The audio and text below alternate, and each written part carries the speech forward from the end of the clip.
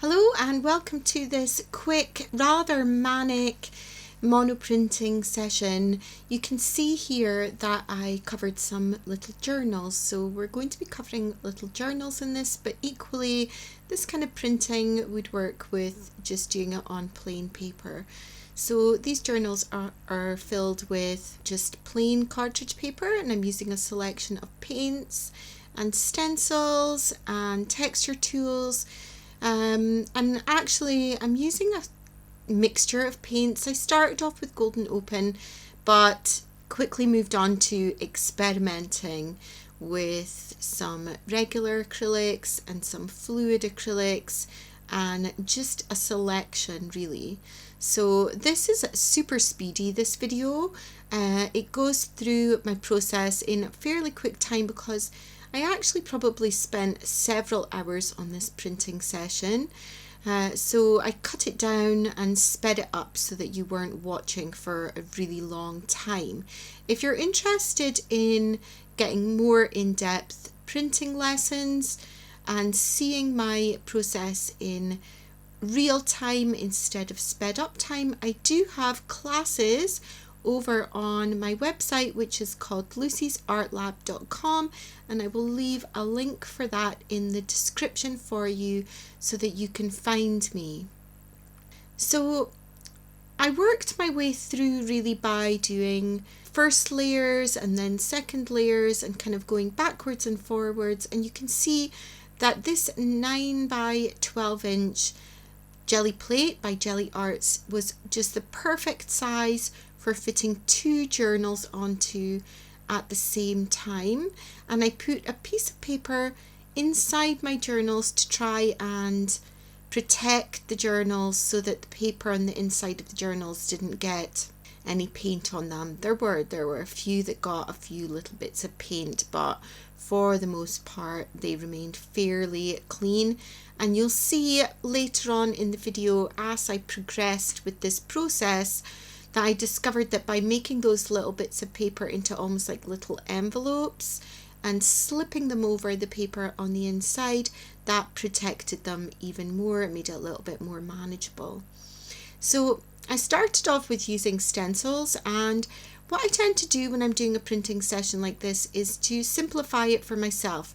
So don't pick out too many stencils. You'll just get confused, especially if you're using regular acrylics and they dry really quickly.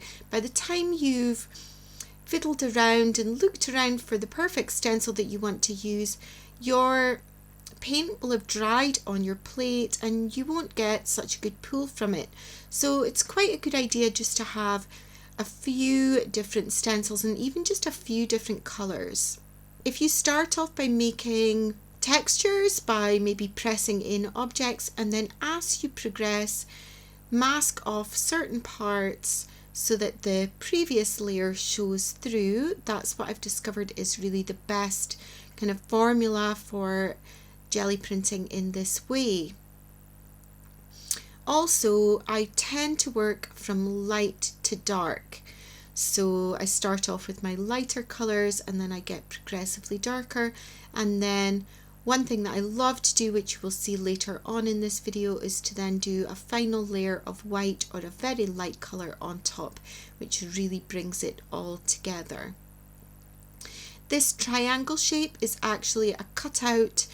I think it's some sort of card making thing where the triangles popped out and it was the leftovers. And I think it's okay to mix up paints. You know, gel printing isn't something that should be bound by certain rules.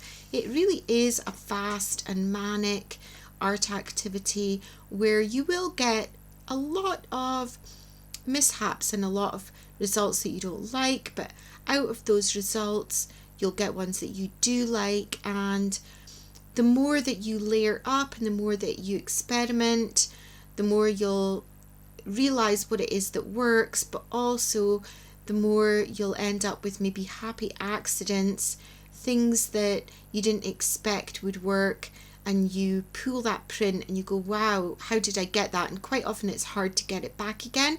But I think that's the beauty in this kind of printing, is the unexpected. So if you are a beginner printer and you've never tried it before, try not to think about getting every single print to be a successful print, and also don't think in terms of each layer has to be successful, because sometimes you get layers here. In fact, I cut quite a lot of this out where I pressed in a layer and then when I lifted it up it didn't really look like anything. If you notice as well, I also, because I'm printing these journals, sometimes I just clean my plate off, and with that I was just using some regular printer paper or some thin cardstock to clean my plate off rather than putting those layers on the books themselves.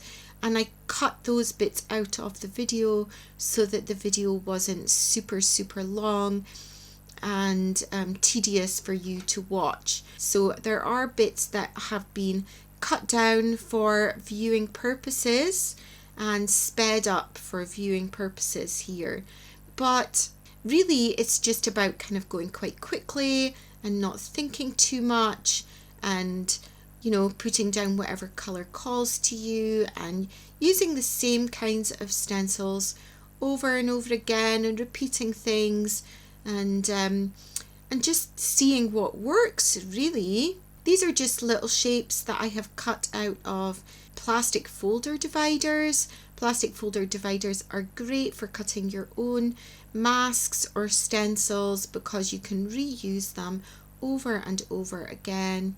And I use plastic folder dividers for making lots of different masks and stencils for my plate. Some of the other things that I had on hand here that you might be wondering about are, there is some large Lego up at the top. I don't know if you can see that. And then that hexagon honeycomb shaped piece of cardboard was actually a thick piece of cardboard that I removed one side of it. So when I removed that side of it, it showed the inside, which was this honeycomb hexagon shape, which is great for making texture. I've got some textured wallpapers, which are also one of my go-tos for texture. You can go to the DIY store and get samples for free. There's a little stamp there that I'm using that's got little circles on it. Bubble wrap is one of my favourite things to use. I use that all the time. The lines were coming from textured cardboard, and I've got some of the Gelli Arts combs, silicone combs, which make great shapes as well. This stencil that I've got here is a commercial stencil. Most of the stencils that I use are ones that I've made myself, and I have a few commercial ones that tend to be just shapes. I prefer the stencils that are patterns and shapes rather than pictures of things. I really love to cut out just shapes out of the plastic folder dividers or even just some thick cardstock and layer them up. You can see the comb, the Gelli Arts comb, and what great texture that it makes. Tends to work better if you've got a little bit more paint on your plate so that it can actually drag through that paint though. So I wanted to have some words of encouragement for people who are maybe starting off with gel printing, because a lot of people can get frustrated. Maybe the paint doesn't pull up properly, or they don't get quite the amount of detail that they're hoping for. So there are certain things that you can do to help that. So I find that if I'm not going to use open acrylics, which have a lovely slow drying time, using the craft paints, the ones in those little bottles that you see on my table, work quite well because they are a little bit more fluid and they dry a little bit slower than heavy body. But saying that, using a heavy body paint can be amazing in that some of it will dry on the plate. So the pool that you get will not have a lot of detail, but as you layer those colours up, they will lift up from the plate on the next pool that you do, and you will get lots of lovely texture. And sometimes those are the most surprising and interesting prints that you can get, and they're the ones that you can't predict, but when you pull them you can get some really lovely grungy layers that way. If you choose to use open acrylics, then they have a really nice slow drying time, which means that you can get lots of detail, and you can also dither and hum and haw about what you're putting on your plate, which is what I tend to do a lot. But they don't dry quickly, so you do need to watch that your layers don't get muddy in between, which is why I tend to maybe stick to certain colour families when I'm doing that kind of printing. You'll see that as I'd started to do the plants, I went back to my open acrylics because open acrylics are really much better for plant prints. And what I would normally do is when I lift up the leaves, I would put them onto another piece of paper, but I didn't want to put them onto the books. So I actually at this point was putting the extra bits of paint, once I'd lifted up the leaves, onto separate bits of paper, and I've done that out of shot just to make the video a little bit faster. So I've done my kind of manic printing with pattern backgrounds, and then I decided to do some leafy prints just because they're my favourite. They're the thing that I always go to. I think that you'll find when you're printing that you will definitely have your favourites. So whether that is natural forms or certain shapes, there will definitely be things that you gravitate towards, that you really like to print with. And in a way, I wouldn't see that as a negative. Don't see it as you repeating yourself and doing the same thing over and over again. It's more that you're finding your style, and your style is coming out through your prints. So a few more words of encouragement, especially for beginners, but I guess this also applies to people who have already tried gel printing, is that in this process here, which did take me a long time, I was going backwards and forwards between my book covers and printing several layers, and there were some that didn't look very good to begin with. I didn't really like the way that they'd printed, and the patterns that I'd put down hadn't shown up very well, and that is what happens with gel printing. You can have something that doesn't look right at all, and then all it takes is to do one more layer on top and you can completely transform it. And that's the perseverance that is required really with this kind of art form. And I don't mean that in a negative way. In a way, I find that a positive thing. It encourages me to keep going. And it also encourages me to see how something that doesn't look quite right can then turn out looking amazing just by carrying on and adding one more layer of paint. So sometimes you can have a print that looks like a complete hot mess, and then you just put down one more layer of paint, add one more stencil, and you've completely transformed it. And you'll see that coming up in this one here. This is one that I wasn't that happy with, and then I peeled that back and it looked amazing.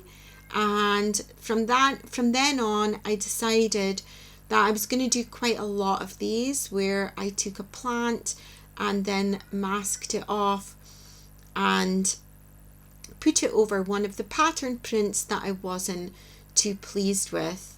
And it worked out pretty well for most of them, in fact. It's a shame that it's a cold time of year because I'm really low on plants at the moment. These are dried leaves that I am using. So what I do is I press them. I've got a huge homemade flower press, and I press my leaves for a couple of weeks or so to get them nice and flat, so that when I'm printing I can get as much detail as I can. But of course, at this time of year, which is winter in Scotland, there aren't that many plants around. And if you live in another part of the world that's maybe quite hot or dry or very cold a lot of the time, you might not have access to plants. So you could have to think about where you could get access to plant forms if that is the case. So for example, you could go to your local grocery store and you could buy vegetables or salad that have tops of plants to them. You could even just fork out and get a bunch of flowers and press those, or go to your local florist and ask them for offcuts of greenery, because I'm sure that most of them have offcuts of greenery that they're not using.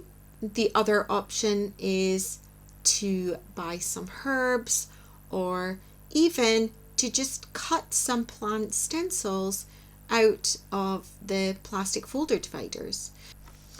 So we're nearly at the end of this printing session. I actually took more video because I went on to decorate the covers of some of them in my way that I like to do my finished pieces, which is by taking little handmade masks and stencils and doing animals and things like that on top of them. And I will make that into a part 2 that I will put up on YouTube as soon as it has been edited and is ready to upload. So if you like this video and you want to get a notification of when the next one is up, then if you subscribe to my channel and hit the notification bell, then you'll get a notification of that, and you would get to see part 2 of this Mammoth journal printing session. And if you want to show me any of the work that you've done in relation to watching this video, then I would love it if you came and joined my Facebook group, which is called Lucy's Art Lab. I will also leave a link to that in the description for you. And feel free to tag me on Instagram or follow me on Facebook. So I will leave all my social media links for you so that you can find them easily enough. I love seeing what other students of mine have done and the inspiration that they've got from my videos, and just following you all on your journey as well, because it's really nice when we can all connect together and share ideas and share inspiration and learn off of each other. So thank you very much for watching this, and I will leave you with the last little bit of the video. If you stick around till the end, you'll see a little photo montage of all my finished books, and I'll see you for part 2, which will be coming up real soon. Okay, thank you. Bye.